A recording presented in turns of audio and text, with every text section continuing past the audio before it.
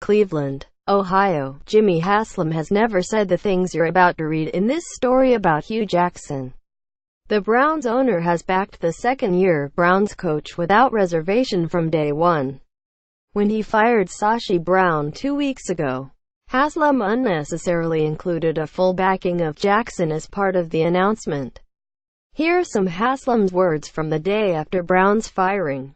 But imagine for one moment that they were Jackson's words about rookie quarterback DeShone Kizer.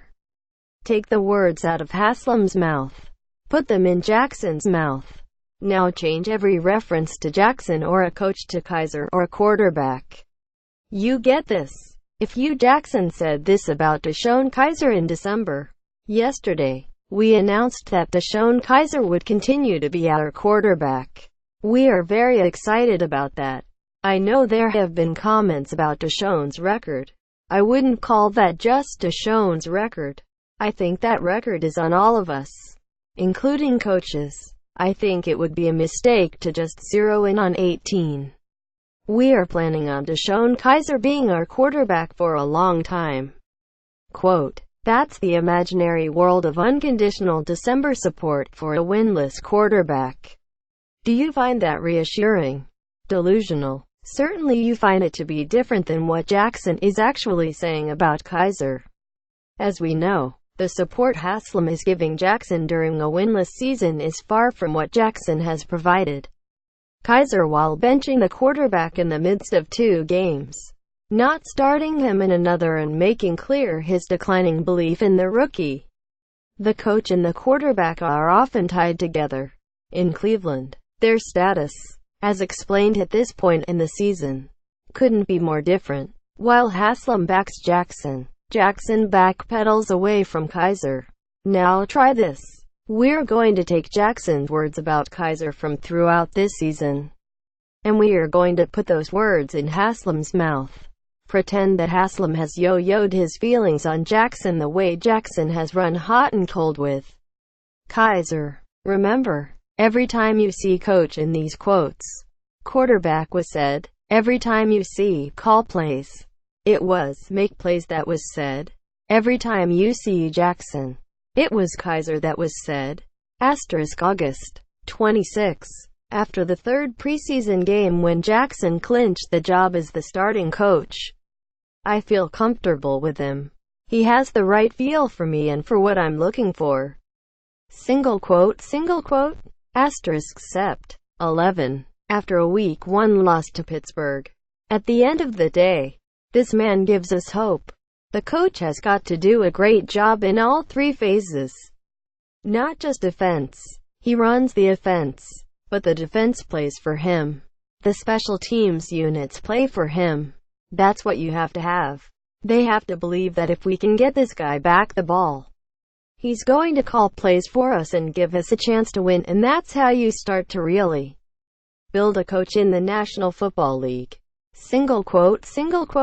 October 8. After a halftime benching in Game 5 against the Jets, when Haslam sat Jackson down and tried a new coach in a tight game. Since 1990, this, 5 games in, marked the earliest benching for a coach. We see the talent, but what we don't see is coaching the game at a high level. Some of us want him to be a top echelon coach in this league right now. That doesn't happen in 5 games. That happens over time. I have to calm those things down with him so that he can get his rhythm back to coaching like he did when it was in preseason and training camp. Single quote. October 12. After making the decision to start Greg Williams at coach in Game 6 against Houston, Greg will start on Sunday because that's what we feel is best for our team at this point in time. This does not change the way we feel about Hugh going forward. He's worked extremely hard and still very much has a bright future. Right now, it's better for him and his development to back up Greg. It will benefit Hugh tremendously because he'd get a chance to get a breather and take a look at it from a different lens and not from that pressure. Quote, October 17. as Jackson is again named the starting coach against Tennessee. And Haslam hopes Jackson learned a couple things from the benching and some of Williams' mistakes. Hugh learned a lot of things. When you see some of the things that have happened to you in games and you can see it happening with somebody else that hurts your football team, you will understand why you don't do that. Quote, October 22. As Jackson is benched again, this time replaced by Al Saunders as Williams enlisted as the third coach for the day because of bruised ribs. Today, I can't worry about confidence. You guys keep talking about confidence. We are in the business of winning games. This is a performance-based business. If you turn the football over in the National Football League, you cannot coach. It is just that simple. Everybody keeps talking about confidence. I am not worried about confidence. I have 52 other guys in there to worry about their confidence and trying to win. Hugh was coaching really well up until we turned the ball over in the scoring zone. I left Hugh in the game. And here we come second half. We turn the ball over again. I owe it to the other guys in that room. I am not just worried about the coach. I know you guys are. But I am not. However you take that, you take it. But my job is to put us and put people out there that give us the best chance to win. That is it. Quote, October 25. As Jackson is once again named the starting coach for the London game against Minnesota. I know what everybody is concerned about, that I have this quick hook. Listen, I think Hugh gets it. I am very honest with Hugh. This is a performance-based business. And there are some things that at the coach position are kind of non-negotiable for me. He knows turning the ball over is something that we can't do. It hurts not just him. It hurts our football team. I think he gets it. I still think he gives us the best chance to win. But he has to coach better than what he has coached. And he knows that. I have patience. I have had patience up until whatever game it was I first took him out. Like I said, I think everything is still the same.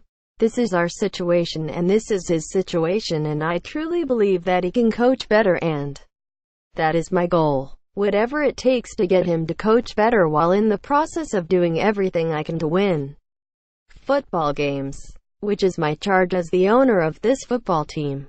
It is not, I will say it again, just developing the coach. That is a big piece of it. But we are also trying to win. That all goes into the thought process as we go through it. But do I want Hugh to get better? Yes. I hope to see a better Hugh this weekend. But also, I want to win the football game. I could care less what anybody thinks. Unless a psychologist comes to tell me that Hugh is going to fall apart and jump off the building. Or do something goofy because I am taking him out. I don't sense that because I am very honest with our coaches. I think they understand what we are trying to do. At the same time, he has a job. His job is to help this football team win. Quote, on deck, 17. After loss no. 14. Against Baltimore, he has some work to do. I think that is a fair question if he will ever to get it. I think he will, but he has to keep working. Those are the things that he has to really fight against. I think in those times of stress he has to think through it and make the right decision and not let it take him over. That is what it felt like. I want to watch the tape and see everything he saw. But again, he can make those calls better. We have all seen him do it better. But we have also seen, all of a sudden when it goes off the rails, it goes off the rails. He has to get better that way. Quote, on deck, 20. As to whether Jackson is the coach of the future, the coaches on our football team in general, all of them, I think they all understand that we are always trying to better our position. We did not hire a winning coach and say, this is our coach of the future. We hired a coach. We are trying to grow him. I understand when you hire a coach who was 8-8. Everybody suspects that that is the guy. We wish it is. You hope it is.